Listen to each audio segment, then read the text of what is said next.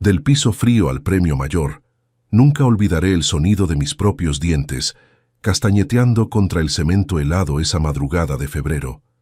Mi mejilla pegada al suelo, sin cobija, sin colchón, sin nada más que el frío del desierto de Sonora mordiéndome los huesos. Así dormía yo entonces. Así vivía Adrián Contreras a sus 32 años, como un fantasma en su propia existencia. Pero lo que no sabía esa noche, lo que jamás hubiera imaginado mientras temblaba en ese cuarto prestado de Nogales, es que alguien me estaba viendo. Alguien poderoso, alguien que estaba a punto de cambiar cada segundo del resto de mi vida. Me llamo Adrián, y esta es mi historia. La historia real de cómo la Santa Muerte me levantó del suelo cuando ya no me quedaban fuerzas ni para rezar. Trabajaba en una maquiladora del lado mexicano de la frontera. 12 horas diarias ensamblando cables para arneses automotrices, las manos siempre cortadas, la espalda siempre adolorida, los ojos siempre rojos por el polvo y las luces neón. Ganaba apenas para comer y pagar la renta de ese cuarto, si es que se le podía llamar cuarto. Era más bien un hueco con techo, 4 paredes de bloc sin pintar, un foco colgando de un cable pelón y un piso de cemento que en las noches de invierno parecía hecho de hielo puro. No tenía cama, ni siquiera un petate. Dormía directamente sobre el piso, enrollado en mi chamarra de mezclilla, usando mis botas como almohada, y cada noche, antes de cerrar los ojos, hacía lo mismo. Miraba hacia el rincón oscuro del cuarto, donde había pegado con cinta una estampita desgastada de la Santa Muerte. Una imagen que me regaló mi abuela antes de morir, años atrás en Michoacán. Niñita blanca, le decía yo, si de verdad existes, ayúdame. Sácame de este hoyo. No te pido riquezas, solo una oportunidad, una señal. Nunca respondía, o al menos yo nunca la escuchaba. Hasta aquel lunes. Eran las 5:30 de la mañana. El despertador del teléfono sonó como taladro en mi cerebro. Me levanté adolorido, con las articulaciones crujiendo como madera vieja. Me lavé la cara con agua fría en el lavabo oxidado que compartía con otros 3 inquilinos del edificio. Me puse la misma ropa del día anterior, porque era la única limpia que tenía, y salí rumbo a la maquila. El aire olía a creosota y tierra seca. Nogales despertaba lentamente. Perros callejeros buscando comida, camionetas con trabajadores rumbo a las fábricas, vendedores ambulantes acomodando sus puestos. Yo caminaba con las manos en los bolsillos, la cabeza gacha, pensando en nada y en todo a la vez. Para llegar a la maquila, tenía que cruzar un puente peatonal que pasaba sobre la carretera internacional. Lo había cruzado 1000 veces. Conocía cada escalón, cada mancha de óxido en el barandal.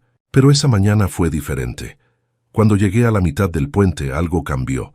El aire se volvió denso, casi espeso, como si estuviera caminando dentro de miel tibia. Y entonces apareció una neblina dorada que no tenía razón de estar ahí. No había humedad. No había niebla en el desierto. Pero ahí estaba, rodeándome, envolviéndome con una luz suave que parecía venir de todas partes y de ninguna. Me detuve. Mi corazón latía fuerte, pero no de miedo. Era algo más. Asombro, tal vez. Reverencia. Y de esa neblina dorada, lentamente, se formó una figura. Era una mujer. Alta, vestida completamente de blanco. Su rostro era sereno, casi maternal. No tenía los rasgos de una calavera como en las imágenes populares. Era hermosa de una manera que no puedo describir con palabras humanas. Sus ojos, si es que eran ojos, brillaban con una luz que no cegaba, sino que consolaba. No tuve miedo. Debería haberlo tenido, lo sé. Pero en su presencia solo sentí paz, una paz profunda, como cuando era niño y mi abuela me abrazaba después de una pesadilla. La señora de blanco no habló, no hacía falta. Extendió su mano derecha, con la palma hacia arriba, y señaló hacia abajo del puente, hacia la terminal de autobuses que estaba a unos 200 metros de distancia. Yo solo asentí, no sé por qué. Simplemente supe que debía obedecer. Cuando parpadeé, ella ya no estaba. La neblina se disolvió como azúcar en café. El ruido de la ciudad regresó de golpe. Motores, bocinas, voces. Miré mi reloj. Habían pasado solo 30 segundos. Llegué tarde al trabajo por primera vez en 3 años. Maribel, mi compañera de línea, me lanzó una mirada curiosa mientras me ponía los guantes de seguridad. «¿Qué te pasó?» «Pareces fantasma», me dijo. Maribel era delgada, de unos 40 y tantos, siempre con un rosario de cuentas rojas colgando del cuello. Pero no era católica.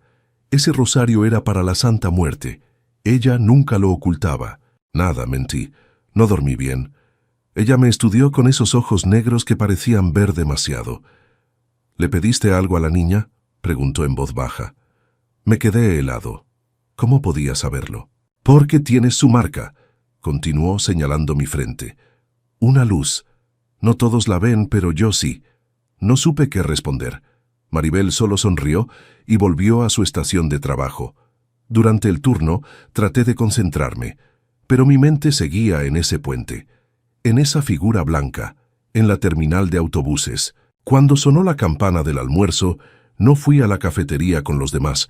Salí de la maquila y caminé directo hacia la terminal. La terminal de autobuses de Nogales siempre estaba llena.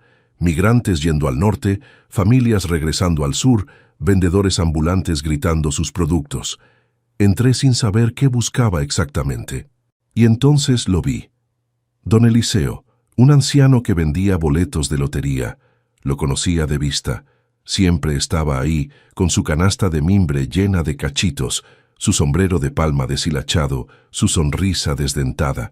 Pero ese día, cuando me vio entrar, su expresión cambió. Se puso de pie, algo que nunca hacía, y caminó directamente hacia mí. «Tú», dijo con voz temblorosa, «tú eres el que ella mencionó». «¿Quién?», pregunté, aunque ya lo sabía. «La señora», susurró don Eliseo, mirando alrededor como si temiera que alguien escuchara. «Esta mañana, temprano, antes de que saliera el sol, vino a mí en un sueño. Me dijo que hoy vendría un hombre joven, con ojos cansados y manos callosas. Me dijo que le diera este boleto». De su canasta sacó un cachito específico. El número brillaba levemente bajo la luz fluorescente. 804-72293. «No tengo dinero», le dije. Era verdad. Solo traía 25 pesos para el camión de regreso. «Cuesta 20 pesos», respondió don Eliseo. Era casi todo lo que tenía. Si lo compraba tendría que caminar los 7 kilómetros de vuelta a casa. Pero algo dentro de mí, algo más fuerte que la lógica, me hizo sacar las monedas de mi bolsillo. Don Eliseo tomó el dinero con manos temblorosas y me entregó el boleto. «Cuídalo», me dijo. «Ella no hace esto por cualquiera». Los siguientes días fueron extraños. El martes, mientras trabajaba en la línea, una mariposa blanca entró a la maquila. No sé cómo atravesó las puertas de seguridad o esquivó los extractores industriales, pero allí estaba, revoloteando alrededor de mi estación de trabajo, solo alrededor mía. Cuando traté de espantarla, se posó en mi hombro durante casi un minuto antes de volar hacia una ventana y desaparecer. Maribel la vio. «Esa es ella», me susurró. «Te está cuidando». El miércoles, las luces del pasillo donde yo caminaba parpadeaban suavemente, solo cuando yo pasaba.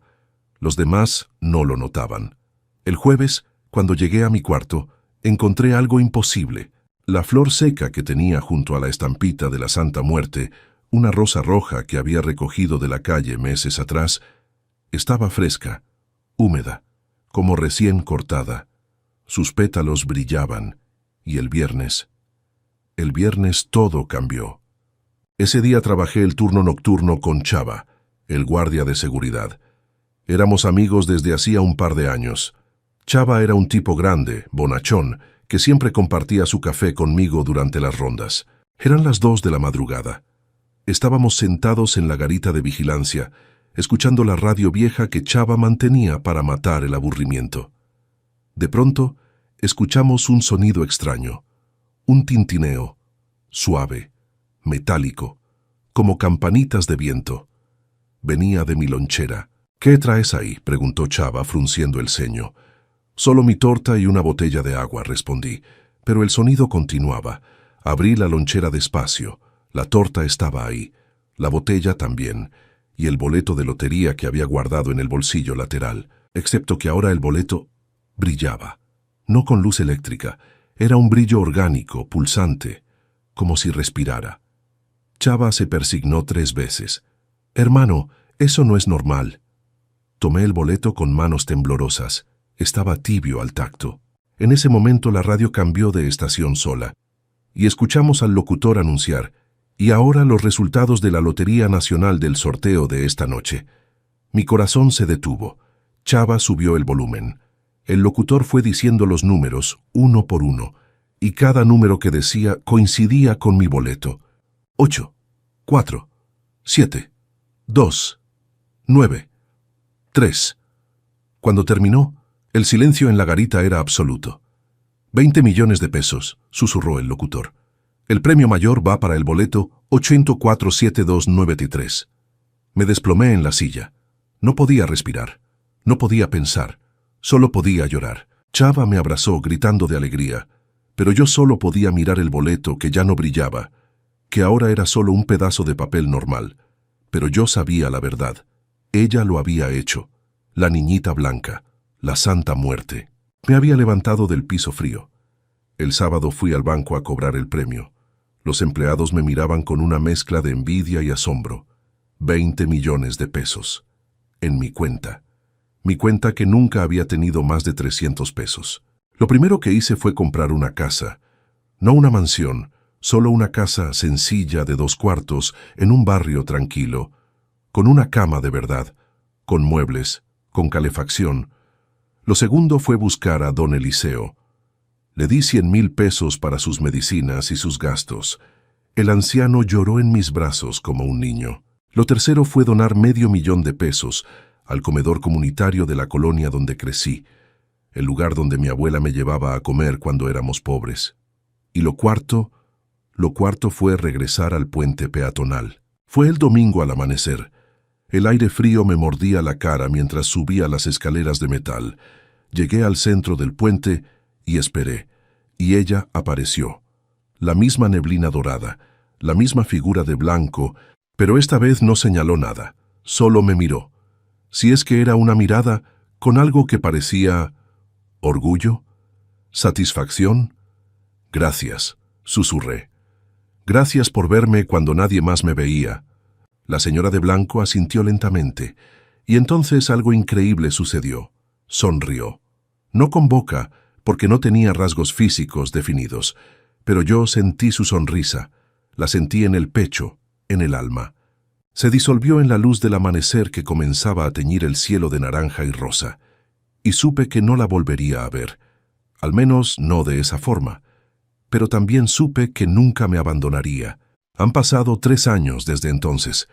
Ahora tengo un pequeño negocio de refacciones automotrices. No soy rico.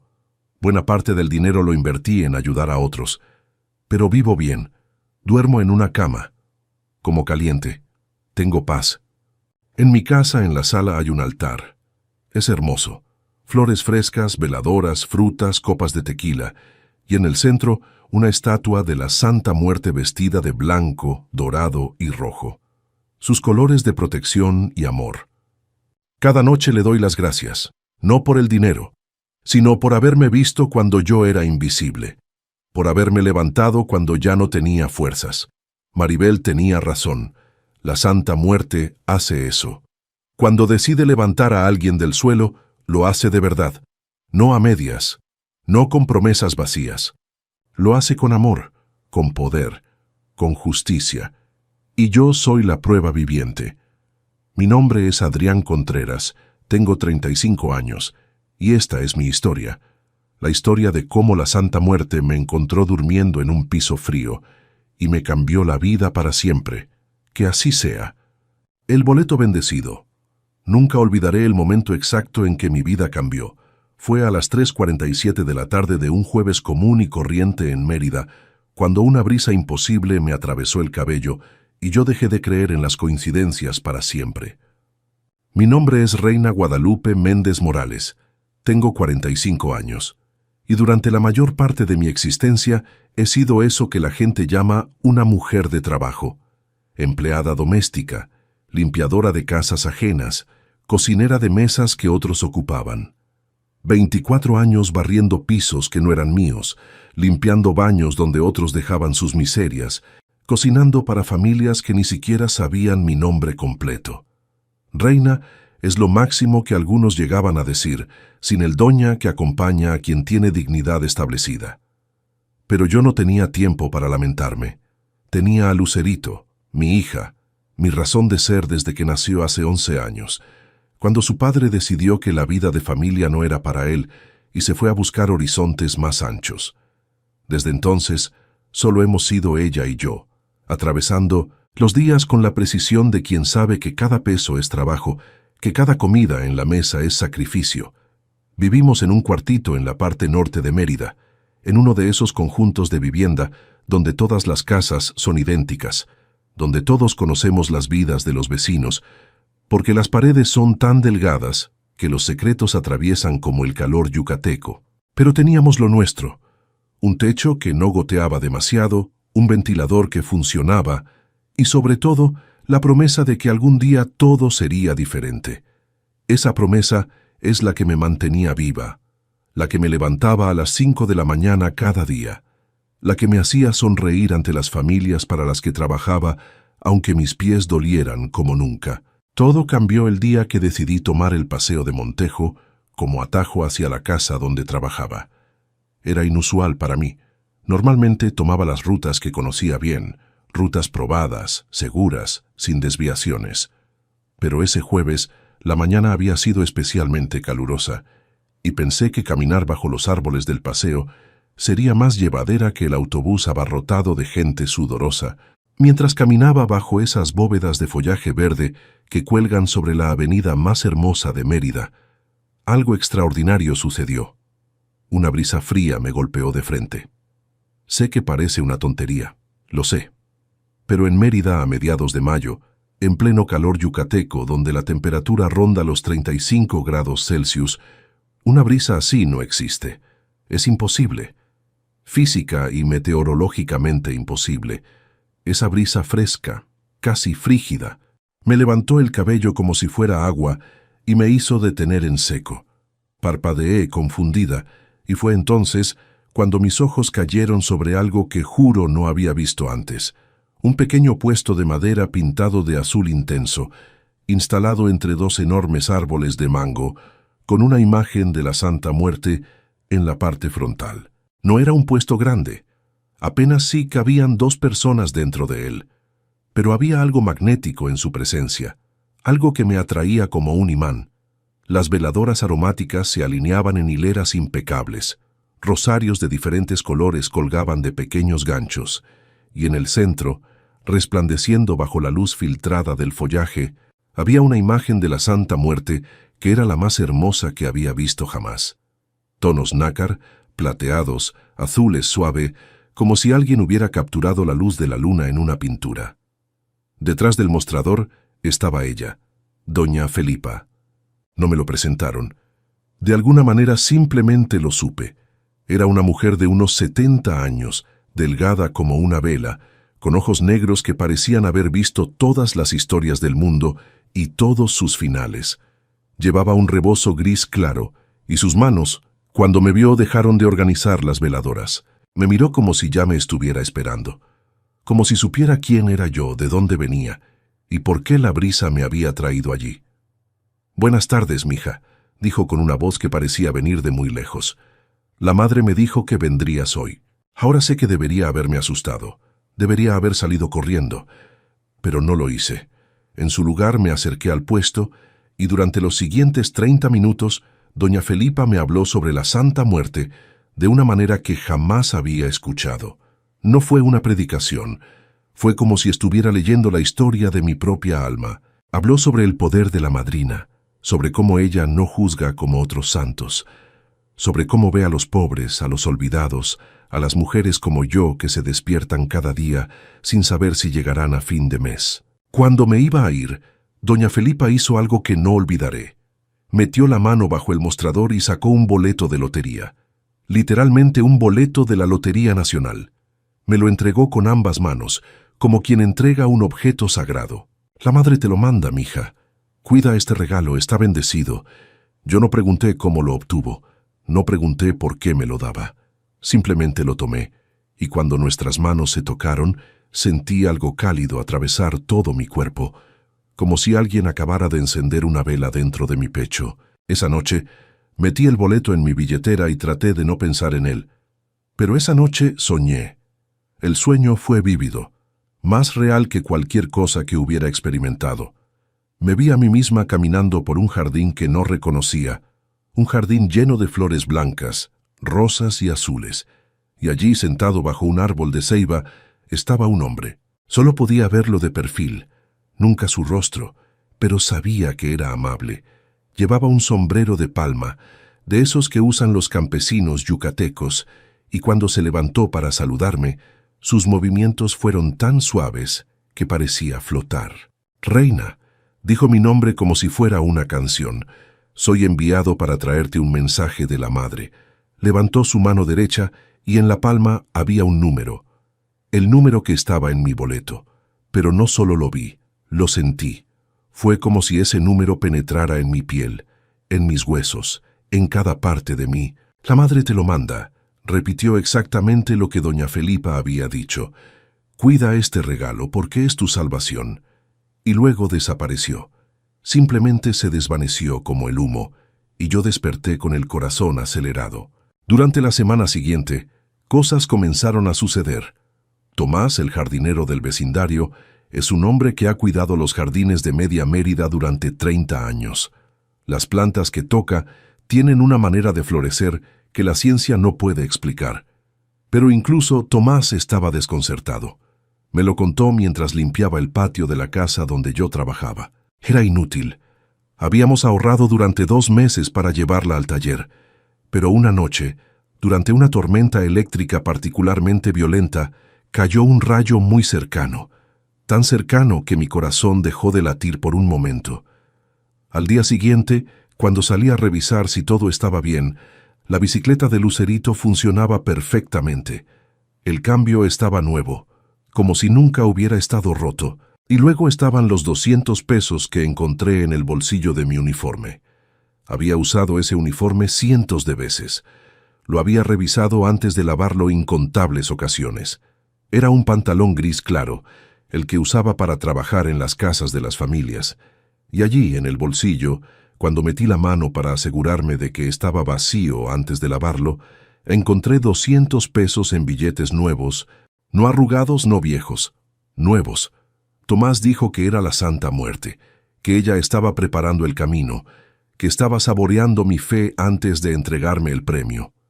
Yo no sabía qué creer, pero algo dentro de mí, una parte profunda de mí que no conozco bien, sabía que era verdad. Finalmente llegó el día del sorteo. Era un miércoles por la noche. El sorteo se transmitía en la televisión de la casa donde trabajaba y la familia me permitió verlo en la sala mientras ellos ceseaban en la cocina. Tenía el boleto en mis manos, temblando ligeramente, tratando de no permitirme esperar demasiado, tratando de mantenerme sensata.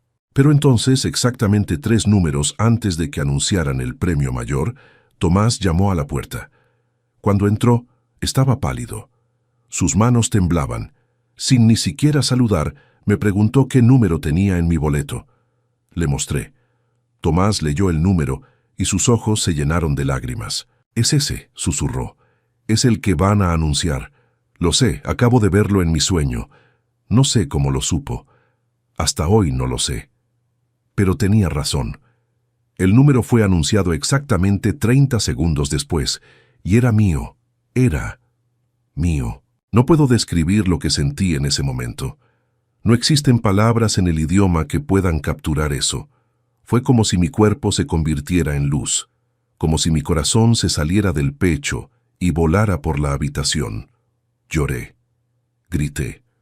La familia de la casa salió corriendo pensando que me había pasado algo malo. Y cuando les mostré el boleto, cuando les dije lo que había pasado, su reacción fue la que esperaría de cualquier ser humano. Primero alegría, luego escepticismo, luego la realización lenta de que era verdad. El premio era de 3.200.000 pesos, una cantidad tan grande que no podía concebir. Era más dinero del que ganaría en toda mi vida trabajando. Era libertad, era futuro, era vida. Lo primero que hice, antes de ir al banco, fue buscar a doña Felipa. Corrí al paseo de Montejo después de trabajar ese viernes. El corazón me galopaba en el pecho. Tenía que encontrarla, tenía que agradecerle, tenía que saber si era real, si ella era real, si todo lo que había sucedido era más que un milagro imposible.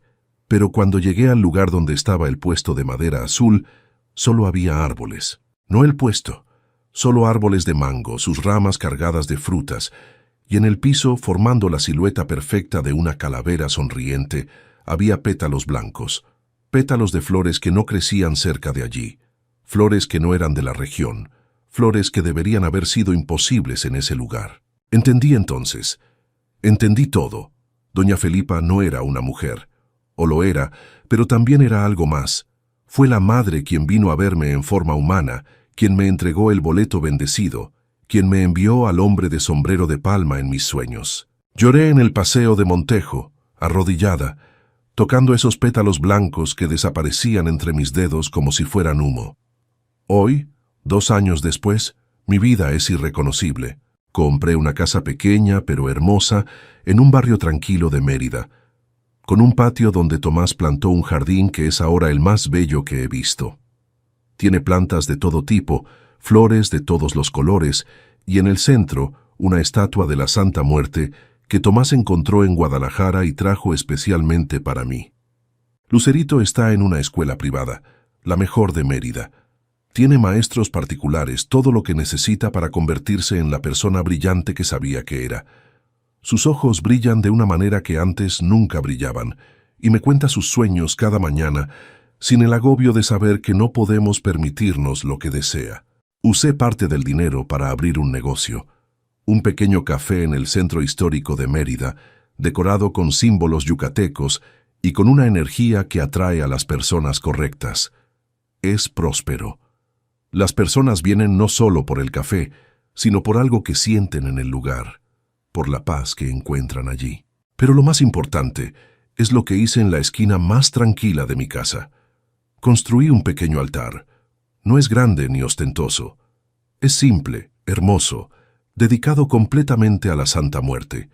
Tengo una imagen hermosa de la madrina, veladoras que enciendo cada noche, flores frescas cada semana y un pequeño marco donde he puesto el boleto bendecido bajo cristal para que nunca se deteriore. Cada mañana, antes de comenzar mi día, me arrodillo allí y le hablo a la Madre.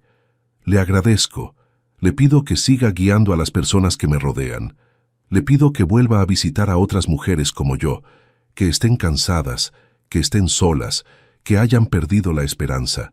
Porque ahora sé que los milagros existen, no son raros, no son imposibles, solo necesitan que alguien crea en ellos lo suficientemente profundamente.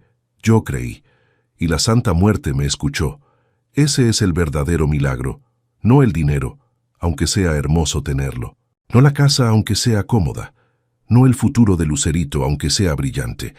El verdadero milagro es que descubrí que no estaba sola, que alguien en algún lugar, en algún reino que no puedo comprender del todo, había estado viéndome todo este tiempo, viéndome sufrir, trabajar, soñar, esperar, y decidió bendecirme. A veces, cuando el calor de Mérida es particularmente intenso, siento esa brisa fría atravesar mi cabello, exactamente como aquel primer día, y sonrío, porque sé que la Madre está allí, recordándome que los milagros son reales, que la magia existe, y que el boleto bendecido que me cambió la vida fue solo el comienzo de una transformación mucho más profunda.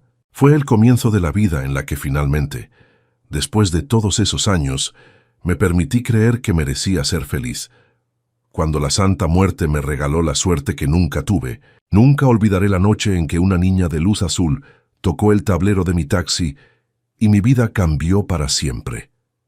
Pero déjame contarte desde el principio, porque esta historia merece ser contada completa, sin atajos. Mi nombre es Rubén. Tengo 38 años y manejo un taxi Nissan Suru modelo 2008 por las calles empinadas de Zacatecas. Las colinas rojas de esta ciudad colonial han sido testigo de mi lucha diaria durante años, arrastrando pasajeros de un lado a otro mientras el motor tosía y mis esperanzas se hacían cada vez más pequeñas, como las monedas que apenas alcanzaban para la renta. Déjame pintarte el cuadro completo. Vivía con Yesenia, mi esposa, quien trabajaba turnos de madrugada en una panadería del centro, y con Brian, nuestro hijo de 16 años que soñaba con ser músico, pero cuyas aspiraciones parecían tan lejanas como las estrellas que brillaban sobre el Cerro de la Bufa. Rentábamos una casa pequeña en la colonia hidráulica, con paredes delgadas que dejaban pasar el frío nocturno característico de Zacatecas, ese frío que te cala hasta los huesos y te recuerda que estás vivo, aunque apenas sobreviviendo. Las matemáticas eran simples y crueles. Mi taxi generaba entre 300 y 500 pesos en un buen día. De ahí salía la gasolina, el mantenimiento que siempre postergaba, la renta de 5,000 pesos mensuales, la comida, los uniformes de Brian y las pequeñas emergencias que nunca dejaban de aparecer. Yesenia aportaba lo suyo, pero su salario en la panadería apenas complementaba. Vivíamos al día, en ese equilibrio precario donde un imprevisto podía derrumbarlo todo. Recuerdo que aquella noche de octubre comenzó como todas las demás. Había salido a trabajar alrededor de las 8, después de cenar con mi familia los tacos dorados que Yesenia preparaba con tanto cariño, tratando de estirar cada peso. Brian practicaba en su cuarto con una guitarra vieja que le habíamos comprado en el tianguis, y el sonido de sus acordes torpes pero entusiastas era lo último que escuché antes de cerrar la puerta. «Cuídate, amor», me dijo Yesenia en el umbral, con esa mirada que conocía tan bien. Una mezcla de preocupación y fe, de cansancio y fortaleza. Ella siempre ha sido más fuerte que yo. Las primeras horas fueron lentas. Recogí a un estudiante cerca de la UAS, llevé a una pareja de turistas al hotel frente a la catedral, transporté a un señor ebrio desde una cantina en el barrio de Guadalupe hasta su casa en La Encantada. Viajes cortos, propinas escasas, la rutina implacable de siempre. Fue cerca de las 11 de la noche, cuando mi vida comenzó a tomar un rumbo diferente, aunque yo aún no lo sabía. Estaba estacionado cerca del teleférico, ese icono turístico que conecta el Cerro del Grillo con el Cerro de la Bufa, esperando pasaje mientras veía a las pocas personas que aún caminaban por las calles empedradas. El aire era cortante esa noche, más de lo usual, y yo tenía la chamarra puesta dentro del taxi porque el calentador había dejado de funcionar hacía meses. Entonces vi acercarse a doña Araceli. La conocía de meses atrás.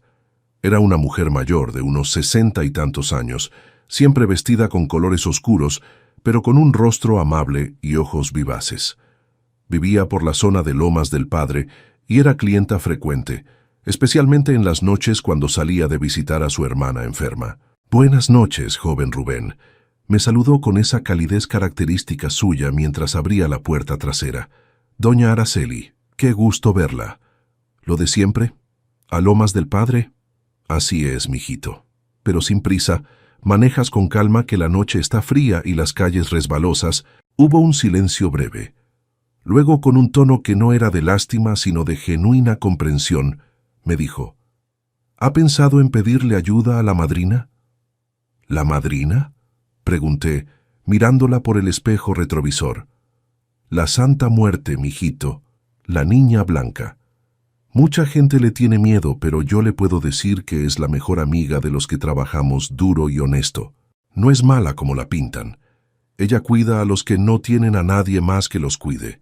Yo no era especialmente religioso, había crecido católico, como la mayoría en México, pero mi fe se había diluido entre las cuentas por pagar y las noches sin dormir.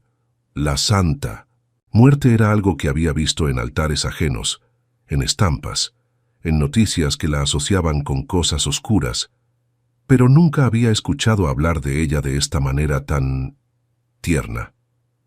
«No sé, doña. Yo respeto todas las creencias, pero eso no es para mí». Ella sonrió con sabiduría. «No le estoy pidiendo que se convierta ni que ponga altares grandes. Solo le digo que si alguna vez se siente muy apurado, muy cansado, le hable, con respeto y honestidad. Ella escucha a los que trabajan de noche, a los taxistas, a las madres que se desvelan. No le está pidiendo dinero ni promesas imposibles, solo que le hable como hablaría con alguien que lo entiende. Llegamos a su casa, me pagó el viaje y antes de bajarse, sacó de su bolso una estampita pequeña. Era una imagen de la Santa Muerte, pero no la típica de guadaña amenazante. Esta era diferente, una figura envuelta en un manto azul claro, casi maternal, con una expresión serena. Guárdela en su taxi, mijito. No le hace daño tenerla, y si alguna noche se siente solo, pues ya sabe que alguien lo acompaña. Tomé la estampita más por cortesía que por convicción, y la guardé en la guantera. Le di las buenas noches, y continué mi jornada. Las siguientes horas fueron igual de grises. Pocos viajes, poca ganancia. Cerca de la medianoche, me encontré estacionado en un callejón antiguo cerca del centro histórico, uno de esos pasajes empedrados bordeados por edificios coloniales de cantera rosa que en la noche adquieren un tono rojizo bajo las farolas antiguas. El silencio era profundo, roto apenas por el viento que silbaba entre las calles estrechas. Estaba exhausto, no solo físicamente, sino en el alma. Pensé en Yesenia levantándose en pocas horas para hornear pan. Pensé en Brian practicando con su guitarra vieja, soñando con cosas que yo no podía darle. Pensé en las llantas de mi taxi que necesitaban cambio urgente. Pensé en la renta que vencía en una semana y en los 150 pesos que me faltaban. Sin saber muy bien por qué, abrí la guantera y saqué la estampita que me había dado doña Araceli. La miré bajo la luz tenue del tablero, esa figura azul, serena, casi protectora, y hablé. No recé formalmente, simplemente hablé, como le hablarías a alguien en quien confías. Mira, no sé si me escuchas, no sé si esto funciona, pero estoy cansado. No pido riquezas ni milagros imposibles, solo un poco de suerte, lo suficiente para mantener a mi familia, para que Yesenia no tenga que trabajar tan duro, para que Brian pueda seguir estudiando. Solo un poco de ayuda, si puedes, si existes, ayúdame. Las palabras salieron torpes, sinceras, desesperadas, y entonces sucedió. El aire dentro del taxi se volvió helado, pero no era el frío desagradable de octubre. Era diferente, como si alguien hubiera abierto una ventana a otro lugar. Mi aliento se convirtió en vapor visible, las luces del tablero parpadearon, y la vi. Al principio pensé que era un reflejo, una ilusión causada por el cansancio, pero no. Ahí, de pie junto a la puerta del copiloto, había una niña pequeña. No tendría más de 6 o 7 años. Llevaba un vestido blanco sencillo y estaba envuelta en un resplandor azul suave, como luz de luna líquida. Su rostro era dulce, sereno, con ojos grandes y oscuros que me miraban con una compasión infinita. No tenía nada de aterrador. Al contrario, su presencia era reconfortante. Mi corazón latía con fuerza, pero no de miedo. Era asombro puro. La niña extendió su mano pequeña y tocó el tablero del taxi, justo donde estaba la estampita. No dijo nada. Solo me miró y sonrió, una sonrisa que parecía decir, «Te escuché, todo va a estar bien». Y luego, tan rápido como apareció, se desvaneció. La luz azul se disipó como humo, el aire recuperó su temperatura normal y yo me quedé solo en el taxi, respirando agitadamente, con las manos temblando sobre el volante. Pero había algo más. Un aroma inconfundible llenaba el interior del vehículo. Pan dulce recién horneado. Exactamente el mismo olor que traía Yesenia en su ropa cuando llegaba de la panadería cada madrugada. No dormí bien esa noche.